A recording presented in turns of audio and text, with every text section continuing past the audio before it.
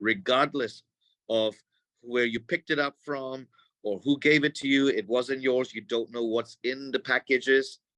If it is found to be an unlawful item, you are going to pay the price for it. Okay. That includes, recently, I have seen lots of cases of folks who pick up packages at the post office, pick up parcels that are from maybe door to door. A friend says, here's the address, you just have to go and pick it up for me, and I will pay you a certain small amount or a big amount. And if you are caught with it and it is unlawful, you will have to pay for the crime. Okay, so that's packages through air, sea, cargo, packages picking up for their loved ones without knowing what is in the package. That includes the post office. Even if they come and deliver in your doorstep, if you do not know what's in there, you never know. You could have an undercover police officer and you are arrested. So that's for packages. Recently, I also see a lot of friends at the airport. They picking up someone's luggages that's not theirs. And unfortunately, in there is drugs or other unlawful items. That is also a huge problem. So I have had calls where some of our clients are stuck in the airport because they picked up someone's luggage, which has unlawful items, drugs, or other things that are not supposed to be taken into Hong Kong. So luggages at airports. I also have friends recently that say, hey, someone asked me to keep a luggage or store it in my house for a certain period of time, even if it's a few hours or a day or two, and you don't know what's in there. And again, if it is an unlawful item, you will be arrested. Recently, we've had some of our refugee friends. Unfortunately, they help someone keep stuff in their rooms, storage places. And when someone get a tip off, the police come in and they do a search with a warrant, and it's found to be drugs or anything, you will pay the crime for it. So there's no excuse for it that I don't know what's in there. I just help a friend. Usually the person with the in possession of all those items are the ones that pay for the crime. Okay, so luggages, storing, absolutely no. Picking them up at the post office if you don't know them is inexcusable. Another one that I'm seeing a lot recently is, we open bank accounts for our clients, and sometimes they say, oh, you know what, my friend doesn't have a bank account and they really need this money to be transferred, and we're just helping my friend out. Now, if that happens and the police find out, you will be arrested. If that is the case, there's maybe a case of money laundering.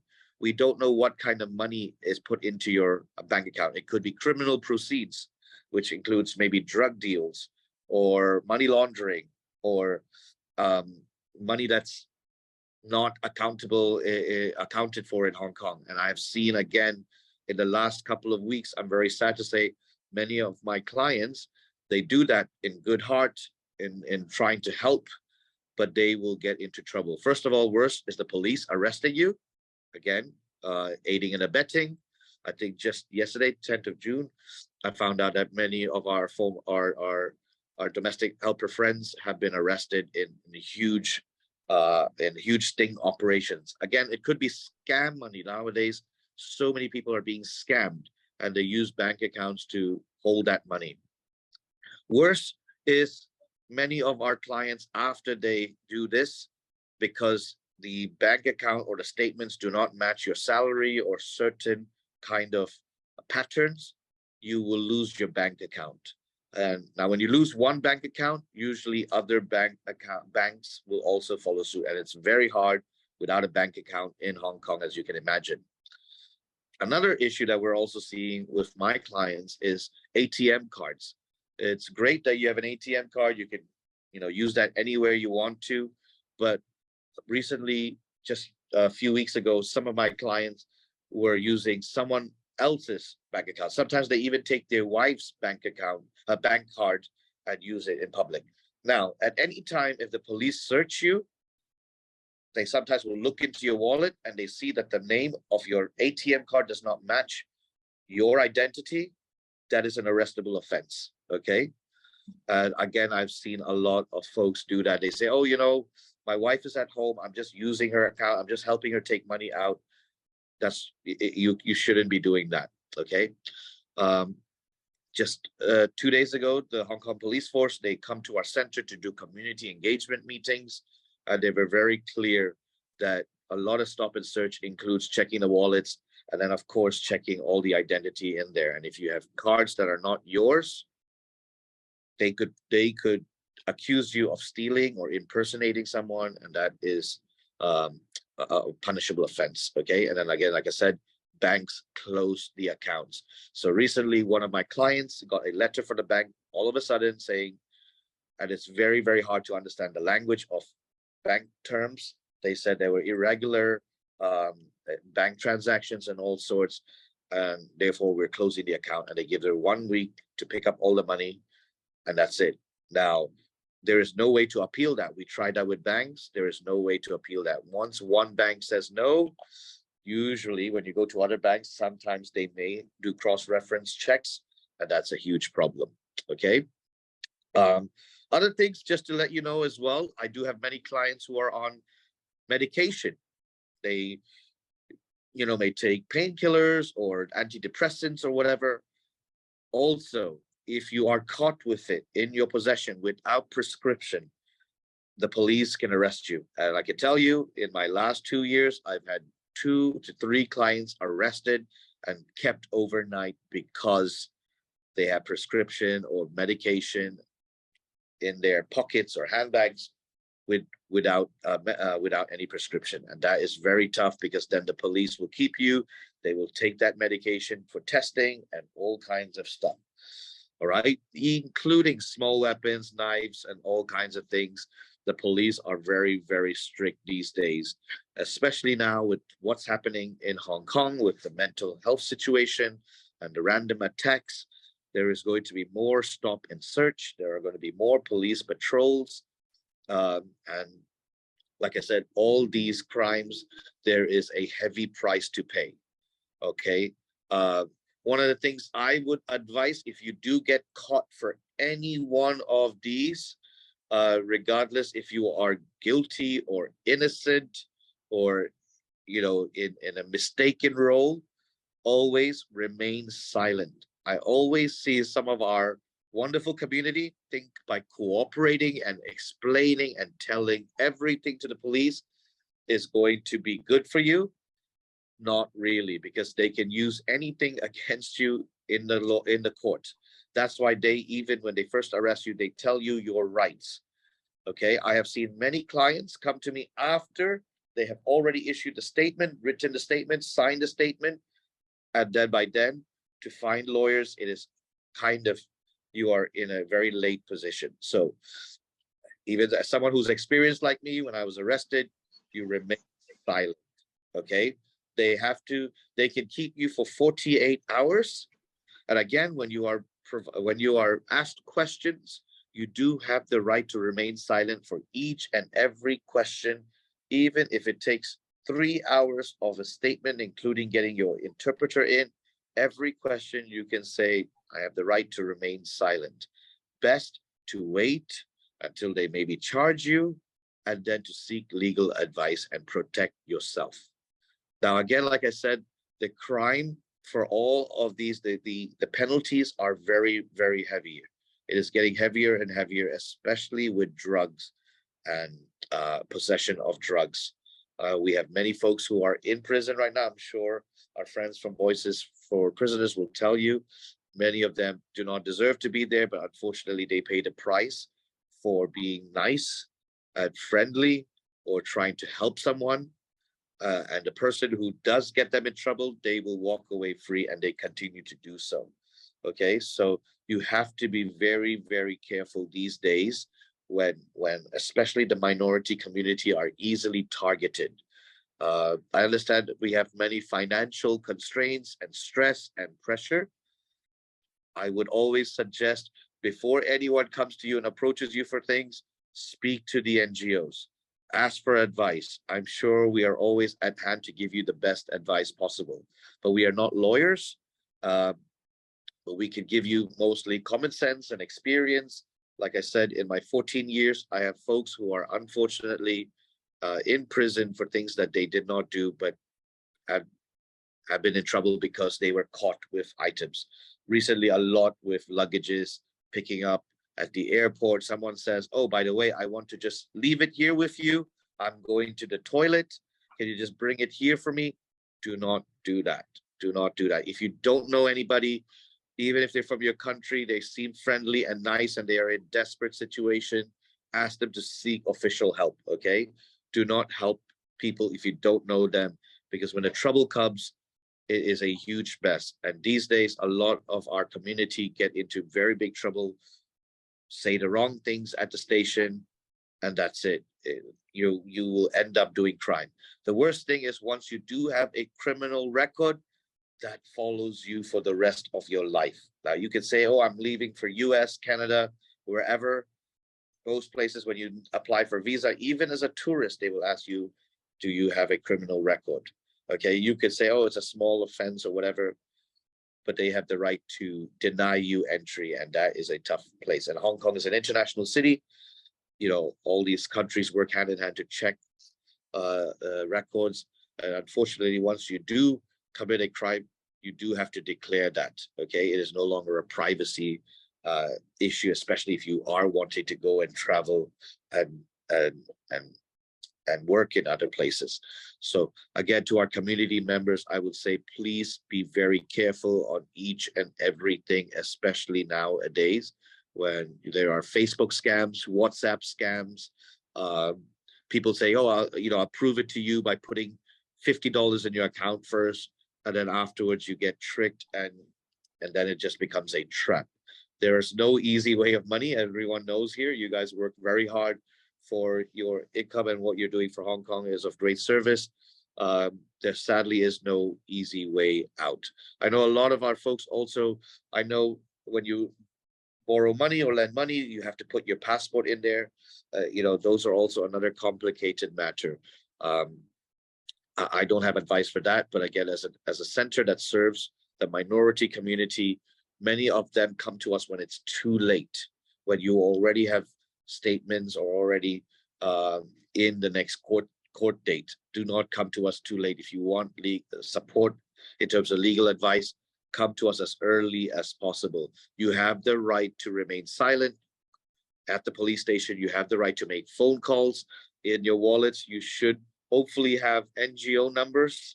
You should have, hopefully, if you know some pro bono lawyers, those are important. So when I get arrested or anything, in my wallet, there are NGO numbers and lawyers' numbers. Those are important as well. So sad, because that's the reality of the situation that we could be in anytime now.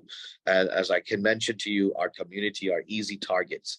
It's very easy now. There are also now 35 ethnic minority police officers in the force.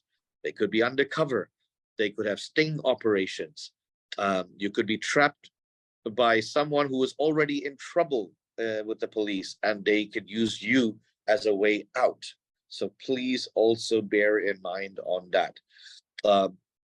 Also be reminded that if anyone from the refugee or asylum seeker community approaches you, if they have an immigration paper, they are not allowed to work. They are not allowed to engage you in any kind of work. So this is also an important advice to you. Only you who have domestic migrant who are domestic migrant workers who have this ID can work, but you all know that it's strictly in your employer's homes, not outside. So be very careful these days. As I can tell you, 2 days ago when the police come in, they are working very hard now, and the crimes are getting more and more, and our community are getting stuck in the criminal system. Okay, and once you're in that system, it's tough, right? You have court hearings. Many of them end up pleading guilty because that's the only way out. And let me tell you also another thing, once you are provided a lawyer in the duty lawyer scheme or the legal aid scheme, not everyone is a great lawyer. So, they will do their best.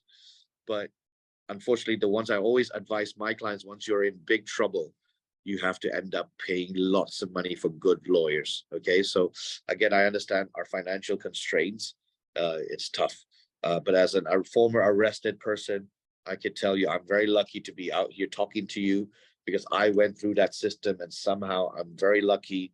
I did not have a criminal record. I was given a bind over, but that's not always the case these days. I hope I have covered as much as possible. Um, I think maybe now I can, I don't know if Flora Jane have anything to add on to my experiences, but or would want to add on, please do. Uh, but I'd love to take questions, answers, and any. Unfortunately, you do really need to know your loved ones. You do need to help them as well, and you Yeah. have to be very each other, because at the end of the day, you will have to do the crime. You will have to pay the price, in prison, and it is tough, as you guys can know. So even if your friend or family loved one says, "Hey, I just need you to do this for 5 minutes," I think your first instinct is usually the correct one. When you feel inside there's something that the doubt is there, follow through with it. Follow through with it, okay? Because I'm sure many of us are already very seasoned, know what the world is like. Even loved ones can be trapped in their situations and could put you in trouble. Sorry to say that, but this is the reality of life. So even there, if you feel there is something just not right, maybe they're under pressure, always protect yourself first, okay? Because when you do it, you have to pay it. And the police do not care if it's your mom, your son, or not. They want to find someone and put them in, okay? Because that's their job, right? To arrest and convict, all right? They don't want to arrest and not convict. That's a full day of wasting their day and time. Their job is to arrest and convict. So that's why you have to be very careful with your statements, very careful with what you say. They are not your friends. So even if they say, "Hey, tell me stuff now, don't worry about it, we are going to help you," no, nobody is your friend. So remain silent, call for a lawyer, a good lawyer. Make sure you get their name card if it is provided by the police, because at that time you don't, because they're supposed to. Always remain silent and do statements after, when you have a clear head. Also, if you're not feeling well once you're arrested, you have the right to seek medical support, to calm yourself down, to get a breather. So please, by cooperating does not exactly mean that you will be saved. Okay. Many clients, they say, "Oh, they told me just tell the truth and they know who the wrong person is, who is the bad person." No, they would catch everybody. So please be very careful. Even if your loved ones ask you for help, please be careful on what kind of help you offer. It's not like your usual carry-ons. It's all modernized now. And unfortunately, these syndicates, they are experts, right? They're trying to beat the system. So please, again, like I think like Fora said, even if you check thoroughly, there are some compartments you don't know, and that's when they catch you. And even a 1 to 2 kilograms is huge. And many of them have 10, 15, 20, and you are going in for a long time. Yeah. Can keep you for 48 hours. They can interrogate you for all 48. They can interrogate you for 5. It really depends. But number one, they will always find an interpreter for you. Okay, an interpreter. And even if they find an interpreter for you, you have the right to get a lawyer. Okay, and you can wait for your lawyer to arrive. And even as a lawyer is sitting next to you in that interrogation, you can always remain silent on every question. So even if the statement says, "Have you committed this crime?" you can say, "I have the right to remain silent." They will ask you 7 different questions in different ways. You can 7 different times say the same thing, the right to remain silent. And then after 48 hours, they have to release you on a charge or bail, or maybe to come back again. But to protect yourself, remain silent, get a lawyer. Uh, it's going to be tough for 48 hours. They may do pressuring in different ways, like, you tell us now, we already know what's going on. Somebody has already told us your name or all the things you do. Do not feel that pressure and remain silent. I was so innocent, wrong, but I also thought cooperating would be good. Absolutely not. And in the end, my lawyers had to work very hard to get me out of trouble. So it is, you will panic. And many of us, we are good people. We don't think one day we are going to be in a jail cell, arrested and facing prison time. So yes, it is tough mentally. Not everyone is ready for it. But again, we are teaching you basic golden rules, golden advice. Remain silent, get a lawyer. If you don't have money for a lawyer, they will should provide you a lawyer. They're they may not be the best lawyer, but at least they will have the basic ethics of giving you good advice. And even if you don't have good advice, you could just say, I remain silent, and then wait for 48 hours. Sometimes they may release you earlier, and then you have time to go home, take a break, rest, and then come back to NGOs like us, and then we can guide you to right maybe pro bono lawyers, or sadly, sometimes you have to pay for good lawyers. So depending on what that is, but like I said, golden rules: remain calm, stay silent. You have it. Does not mean because you are not cooperating, the officer is nice and you don't respond back, you have to. You don't. Okay, they're not your friends. Nobody is your friend when you lose a lot of money because they think, oh, you know what, the first time they actually gave me money, they gave me Mm. 100, $200, and then they become, sadly, we all think, oh, it's just going to get better. It's not. They find a way to go into your account and take it out. So please do not. Your hard-earned money is so, it's so challenging these days to earn. So there's no easy money. Just because you make $50 from them the first time and you continue thinking it's going to get better, it's not. Yeah, a lot of my clients have lost 20,000, 10,000, um, hard-earned money, and you're not going to get it back. Remember, even you report it to the police, and the police tell you we're going to try and get it back. It is 100 times out of 100 times. I don't think I've heard of anyone who got their money back. Okay, the police are going for the big money, right? People who lose millions of dollars. So be very careful with what you do. Especially a lot of my friends say, oh, I just need to give my account to the person, my friend, and I'm going to get extra 500, extra 2,000. Don't be silly. There is something wrong with that if he doesn't have his own account to do this. Even though they were innocent, because once you are in remand, which means you are still in the process of your legal proceedings, but they don't give you bail, many of them just say, I plead guilty, I just want to get out of here. And that's sad, because even though you're innocent, you're stuck there mentally, emotionally, physically. It's not bearable, and then you end up just pleading guilty, wanting to get out. It's tough. So just don't get yourself into that situation in the first place, really. That's my advice as someone who's been in the system. It's so complex. And like I said, the police are not our friends. The court are very harsh on the sentencing.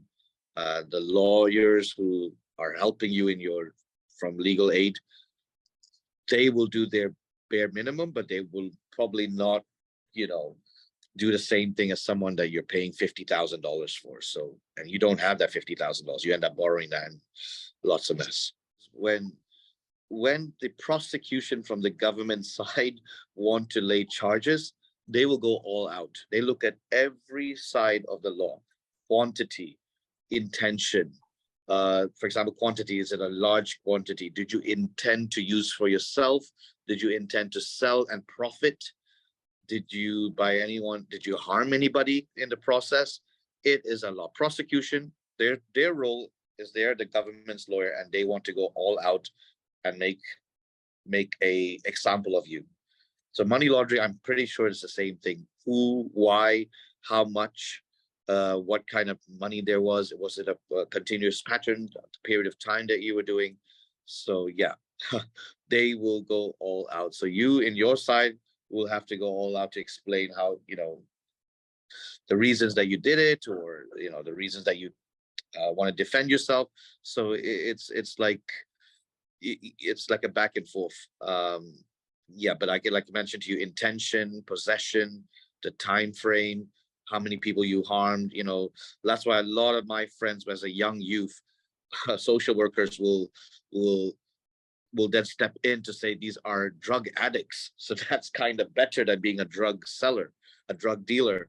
But again, you cannot use that all the time, because if your quantity that you've been possessed with, for example, is 20K, 10 kgs, that's not someone that possesses and uses 10 kgs for themselves. So if you can say, oh, I had 5 grams, 10 grams, I'm an addict, your sentence might be lighter. You might be put into rehabilitation instead of jail.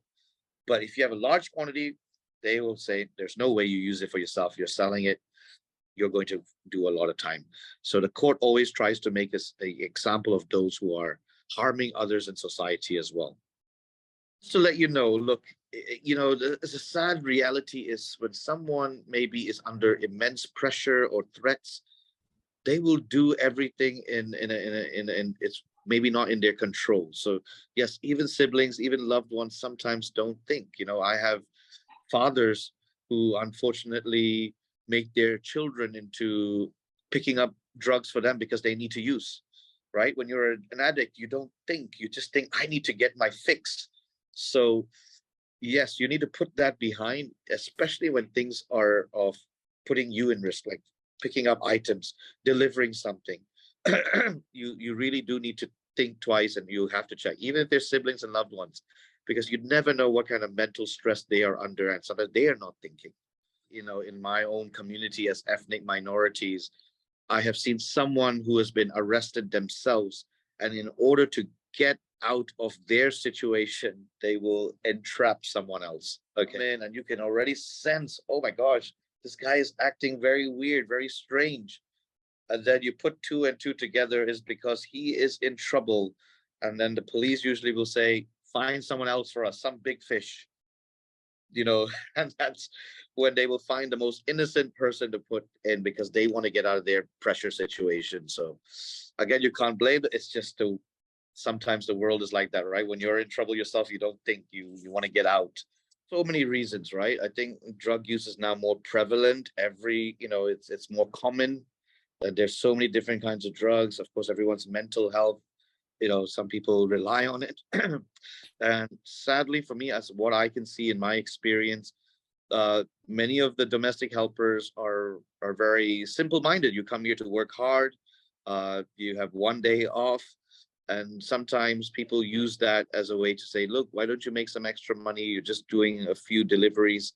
So you are the easy targets as far as I can see. And of course, you're mostly very good-hearted people that just want to help, make an extra buck here and there, and not think too much. But sadly, in Hong Kong, remember, everyone's here 7 days a week. They have more free time to think of schemes and scams. And right now, it's not just domestic migrant workers, even refugees are easy targets now because they say, oh, you have nothing to do. You're just selling you're just helping me, deliver some items, A to B, 10-minute delivery. No thing is just very quick. Nobody will catch me. Nobody will stop me. No, there are always something out there that you don't know. For me, this group of people that are here listening, you have now a responsibility to share this to your community. Very important, because it's the word of mouth, and then that concerned network starts to create more of an impact. So please take this and share it with everyone else. And again, like I said, the No More Mules, great support there. You have Equal Justice. I'm sure many people would love to give you guys advice before you make that big step.